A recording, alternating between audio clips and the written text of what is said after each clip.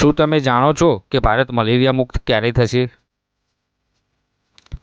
દર વર્ષે 25 એપ્રિલે વિશ્વ મલેરિયા દિવસ ઉજવાય છે અને આ વર્ષની થીમ છે ડ્રીવન ટુ એન્ડ મલેરિયા. હવે આપણે કરી શકીએ છીએ. ભારત સરકારે 2030 સુધીમાં દેશને મલેરિયા મુક્ત બનાવવાનું લક્ષ્ય રાખ્યું છે.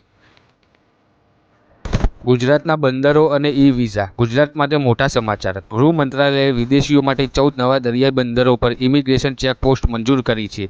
ખાસ વાત એ છે કે આમાંથી સૌથી વધુ 7 બંદરો ગુજરાતના છે, જેમાં અલંગ, હજીરા અને પોરબંદરનો સમાવેશ થાય છે. હવે વિદેશી મુસાફરો આસાનીથી ઈ-વિઝા દ્વારા ગુજરાત આવી શકશે.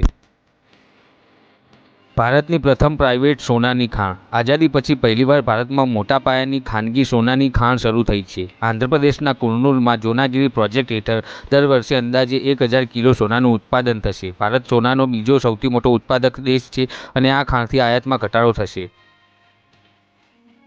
સાથે જ 1 મેથી ભારતમાં ઓનલાઈન ગેમિંગ માટે નવો કાયદો લાગુ થશે, જેમાં ગેરકાયદે ગેમિંગ પર 1 કરોડનો દંડ છે અને જસ્ટિસ લીલા ગિલ આંધ્રપ્રદેશ હાઈકોર્ટના પ્રથમ મહિલા મુખ્ય ન્યાયાધીશ બન્યા છે.